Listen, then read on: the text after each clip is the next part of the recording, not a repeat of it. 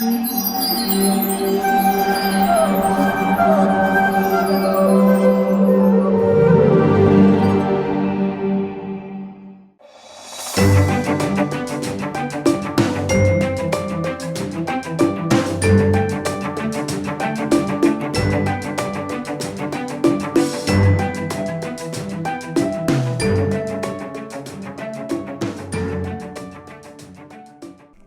I was born in an upper middle class family. My father was an executive with a large steel company. This was 1946, so just after World War II. My father had been an officer in the army and was wounded in North Africa. But he came out and recovered, and so it was a very unusual time in history, in that America was recovering from the war, but it was the beginning of a period of industrial and economic growth for the company. So I grew up in New Jersey. Was studying in college in Boston, and I had been very inclined towards spiritual matters, but it wasn't until my sister, who had just completed her graduate studies, came to visit me in Boston and informed me that she was traveling to San Francisco. And I was very attached to my sister, and I also was very intrigued by what was happening in San Francisco at the time. This was 1966.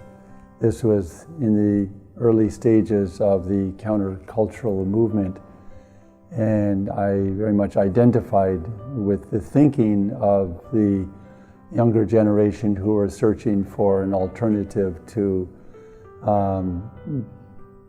a way of life that had not been very palatable for one who is searching for deeper meaning in life, which I was.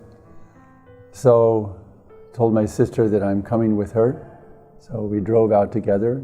I left college at that point, and not to return for my higher education, because once I was there in San Francisco, I got more involved in my search, read many books on philosophy, and especially I had a great interest in Indian culture and read numerous books on yoga and teachings by various yoga practitioners and spiritual leaders. It happened to be the time when the second temple of the Hare Krishna movement was established. This was in San Francisco in 1967. So I was fortunate to be living in that neighborhood, and I would visit the temple. So my first darshan was the deities of Jagannath, Baladev, and Subhadra. I was really amazed by their presence, by their beauty, and by their smile, and by their wide open eyes. I was very, very intrigued.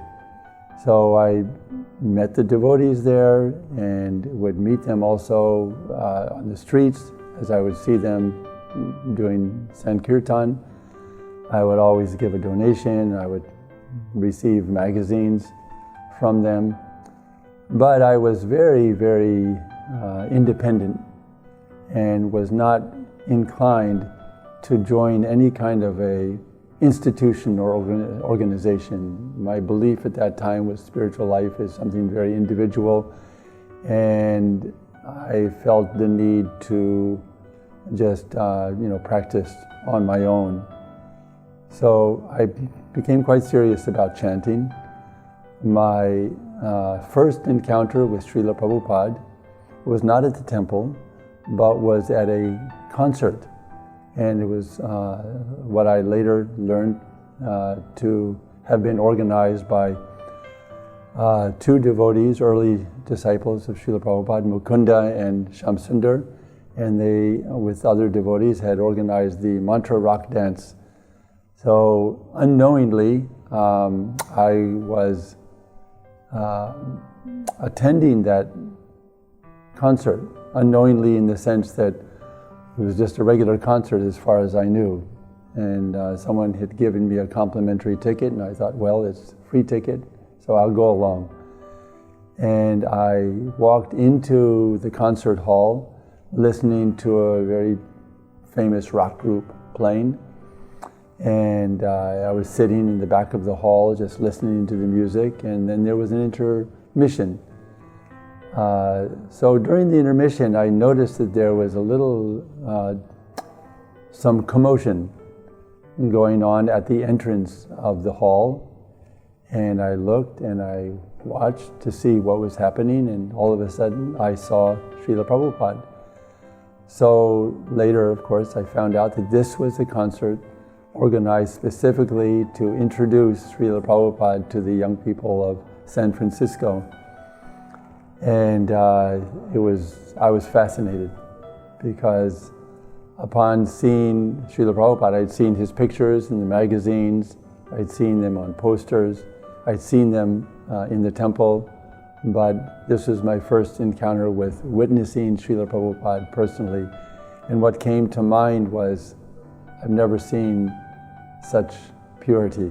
I've never seen such beauty in a human being as I saw in Srila Prabhupada as he walked from the entrance of this hall, along with a very renowned personality by the name of Allen Ginsberg, who is a writer, philosopher, and leader of the Beatnik movement, which is the sort of countercultural movement that led up to the hippie movement of the mid-60s. So he had come from New York to be there with Srila Prabhupada and to introduce Prabhupada to the audience. So I sat, I listened. Srila Prabhupada was introduced by Allen Ginsberg and then spoke himself briefly about the chanting of the holy name of Krishna and the Mahamantra as a means to cleanse the heart of all the dust accumulated for years together. So this was a very brief introduction. Srila Prabhupada knew well that the attention span of this audience of perhaps 2,000 young people was not very great. He kept it very short and very sweet. And then both Srila Prabhupada and Allen Ginsberg sat down, and Allen began to chant the kirtan. So the words of the Mahamantra were projected on the wall for everyone to see clearly, because many in that audience had never chanted. I had, because I had encountered the devotees. But this was a new experience, I'm sure, for most of the individuals present.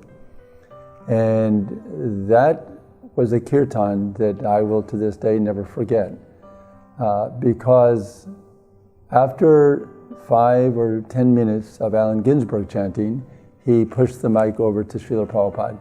And from that point, for the next 45 minutes or so, Srila Prabhupada was leading the chanting of Mahamantra. And the words were displayed on the wall. Everyone could see them clearly. And so even those who were not familiar, they could follow.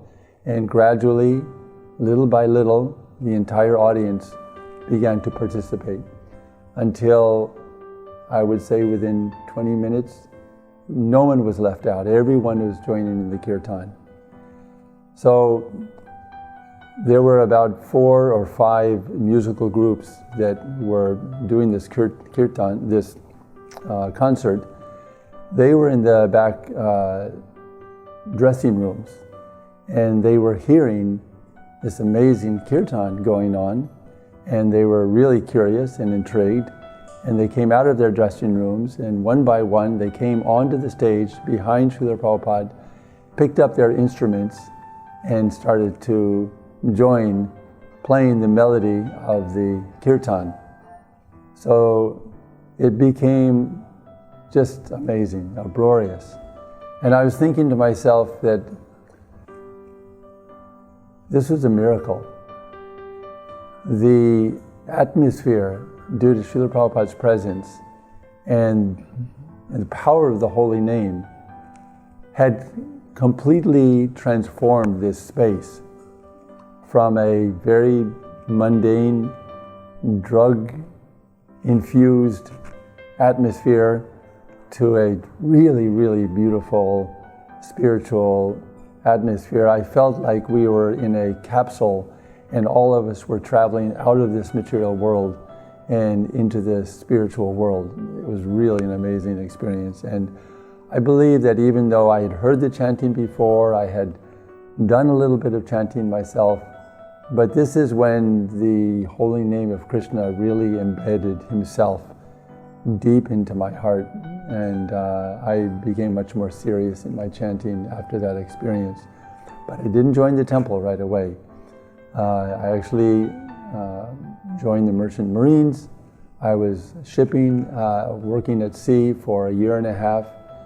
Then at one stage I got off of the ship and was living in Seattle, and I was walking downtown and I heard a familiar sound, which was kirtan.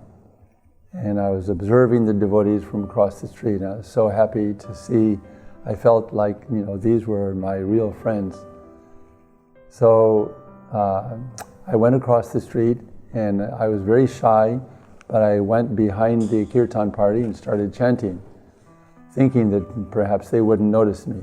But soon the Sankirtan van came to pick them up to take them to the temple, and one of the devotees had noticed me, and he came up and he invited me to visit the temple, which I did. So I traveled to the temple, and that was a wonderful experience. I had to wait for 1 month for the next ship to pick me up.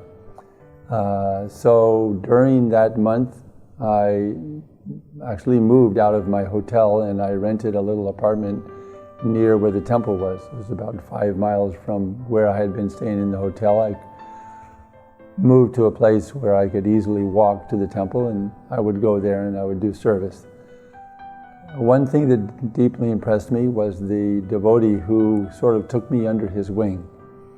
Now, he was generally there during the day while the other devotees were going out distributing books or doing Harinam. This was in 1969.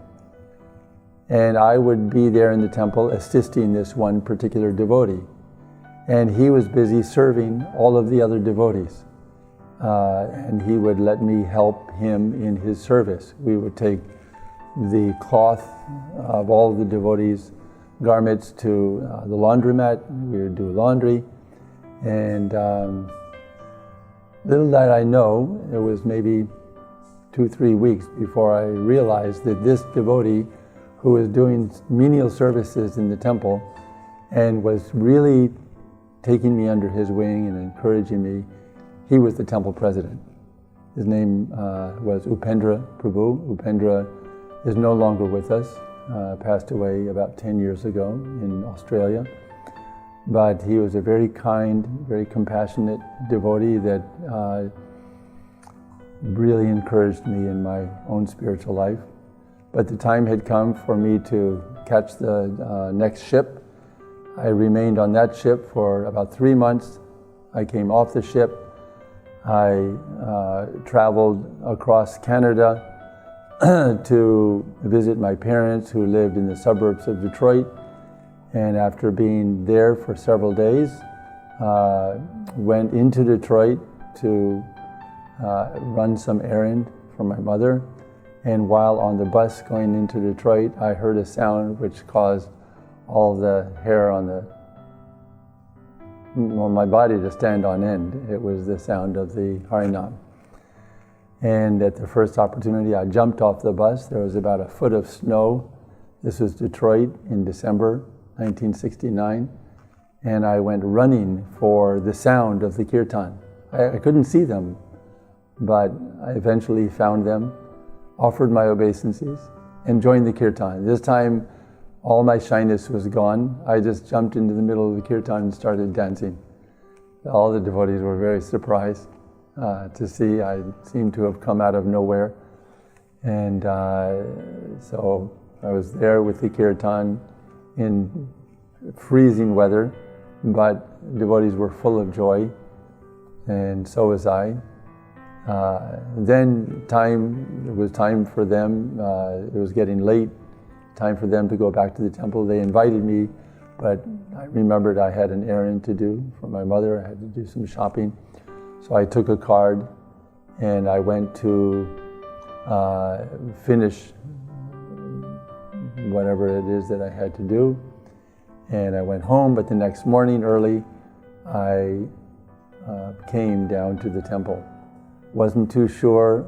I had been given an address, but I could not see any numbers on the buildings. And there were 2 houses on this street that had lights, and I knew it had to be one of them, so I just selected one that I thought might be the temple. And as soon as the door opened, I knew that I was in the right place by the sounds and by the smells. And I came into the temple, and that was the temple that I ultimately joined. It still was some time that I was staying with my parents in their home, but coming regularly. And I had a younger brother who was in high school, and I used to sometimes encourage him to come with me early in the morning and then get back in time for his school. So his name is Banabhata Das. He is a very dear brother and wonderful devotee. So I remained there in Detroit for some time, and then I was asked, because I had some carpentry skills, I was asked to go to Chicago and renovate a building for the first temple in Chicago. And also I was the only devotee in the temple that had a vehicle, so I was able to drive 3 other devotees who were there to establish this temple. And I remained for 2 or 3 months until the service was completed there in Chicago. Then I was called to New Vrindavan because they had some major carpentry projects required there. I spent time in Chicago. So I was living with the devotees. But I had not yet, I felt in my heart, I had not yet come to the point of surrender. And I wanted to be very cautious because I didn't want to join prematurely. I thought that this is a commitment that I'll make for life. And once I make the commitment, I don't want to turn back under any circumstances. So after being in New Vrindavan for 2 or 3 months, the projects were completed there, I left and I started to walk, and I wasn't too sure what direction I would go. I knew that someday I will be a devotee of Krishna, but I still felt unprepared. I thought perhaps I need to mature some before I make that final step. And so I was walking from New Vrindavan, which is in West Virginia, and I was walking to New Jersey. It would have been a walk that might have taken 10 days, 2 weeks, I'm not sure, a couple of 200-300 miles at least. But all the while I was chanting and praying to Krishna to give me some guidance. So after several days of walking, and I had brought some prasad along the way that I could have whenever I felt hungry. But at one particular point, and this was midsummer, so it was very hot, I was walking through a town, and in that town was I walked past an ice cream shop. It was called the Dairy Queen. And I was feeling hungry, I was feeling thirsty, but back in those days, the act of eating ice cream was totally forbidden. It was extreme sense gratification. And so I absolutely was not tempted. But the thought of eating ice cream remained in my mind as I was walking through this town. And it didn't leave my mind. In fact, I was imagining as I was walking that I was in the line waiting for ice cream. And in my imagination, as I was walking, I met a young girl in that line. And we had a conversation. And together we got ice cream and sat down and began to talk. And I fell in love with this young girl. And we decided to get married. And we decided to have a family. This was all in my imagination as I was walking through this town. So my whole life in this way occurred in my mind. Getting married, having children, having to work 9 to 5, support the family, and growing older, having this responsibility of all the children. And at some point, I stopped and I thought, wait a minute, where is all this going? And where is this leading me? So then, Srila Prabhupada's voice came within my mind. When we were working in New Vrindavan, we would always hear Srila Prabhupada's lectures. The speakers would be attached to trees and poles, so that wherever you were, and this was the early stages of New Vrindavan, but wherever you were, you would hear Srila Prabhupada's lectures. And what I heard in my mind was Srila Prabhupada's voice, and it was from one of his lectures where he said that the spark of fire remains fire as long as it remains within the fire, but as soon as that spark leaves the fire, it's only a matter of time that the spark goes out. So Srila Prabhupada was lecturing about dissociation of devotees. And I suddenly saw myself as a spark that was out of the association of devotees. And I was thinking in my mind that I want to become a devotee. I want the association, but I feel I'm not ready. So I was planning to be in the association of non-devotees who would be friends, who would be sympathetic, who would understand my path, but they're not devotees. And it just suddenly occurred to me that this is a big risk.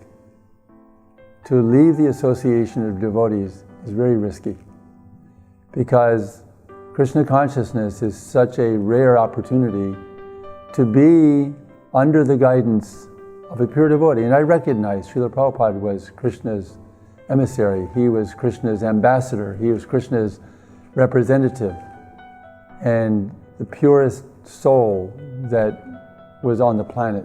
There was no doubt in my mind about that. I just felt unready. But after this experience in my mind and then hearing Srila Prabhupada, I decided that I better get back in the association of devotees right away. So I went straight to a bus station. I had $10 in my pocket. It's all the money that I had. And I asked the woman in the trade station what would be the cost of a bus, Greyhound bus, from that town to Chicago. She looked in her book and she said, that will cost you $10.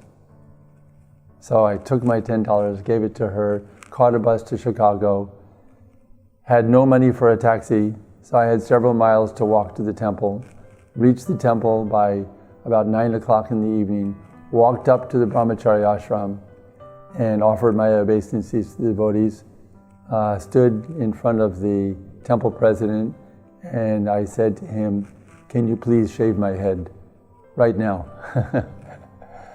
And he said, of course. So he did, and at that point in time, I surrendered to Srila Prabhupada. Because this was, I knew, a chance of a lifetime. So I remained in Chicago until the temple president in Detroit had heard that I could come back to Chicago, and I had made this decision and this commitment to join. And so he called for me. I came back to Detroit and remained in that temple for the next 1.5 years. So the end of 1970 and all of 1971. So it was in 1971, I believe, maybe April or May, I'm not sure of the month, but Srila Prabhupada came. It was his first visit to Detroit. So I was there. I was, at that time, I believe, I was in charge of maintenance of the temple, taking care of anything that had to be taken care of. I built the altar, I built the Vyasasan, was repairing broken things, fixing electricity, whatever was needed. So Srila Prabhupada came, and that's when I received first initiation. That was 1971. Then 1972, Srila Prabhupada had asked for every temple. There were about, I believe, 25 or so temples in America. And Srila Prabhupada wanted 1 or 2 devotees to be selected in each temple, depending upon the size of the temple, to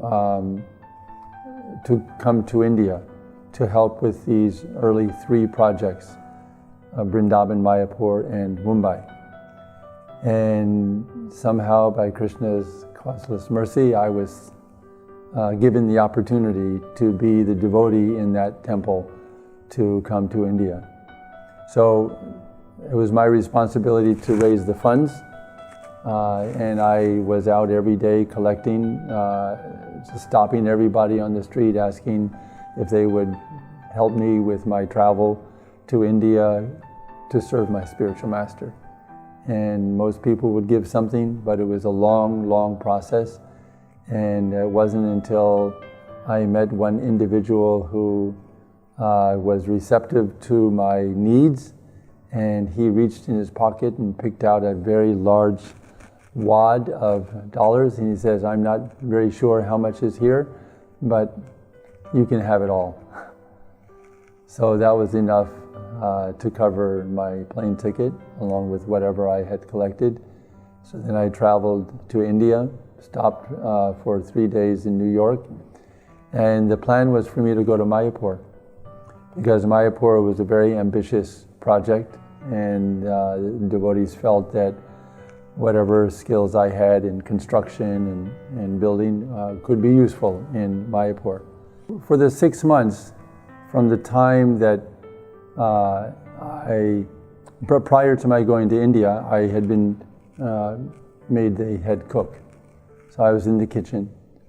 And so when I came to India, on my way to Mayapur, I stopped in Mumbai.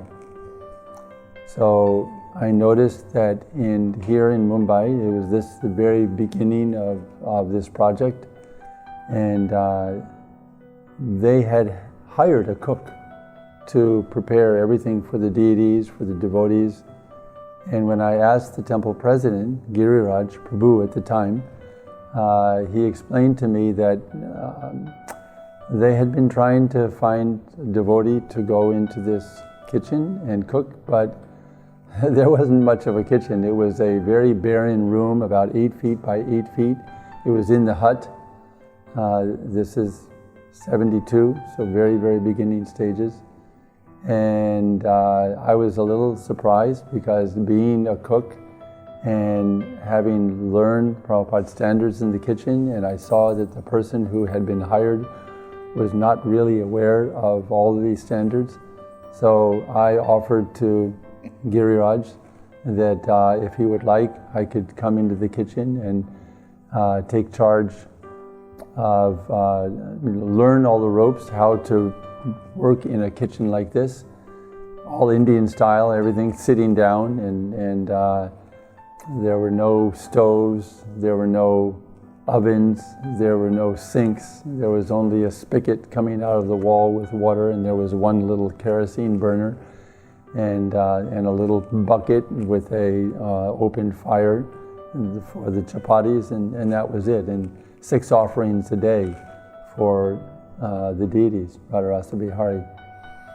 So the plan was for me to be in that kitchen until I could learn the ropes, and then I would try to encourage other devotees to come, train them up, and then I would go to Mayapur. As it turned out, I remained in Mayapur. Anyway, so this is the basic introduction of my coming to Krishna Consciousness in my early days in Krishna Consciousness.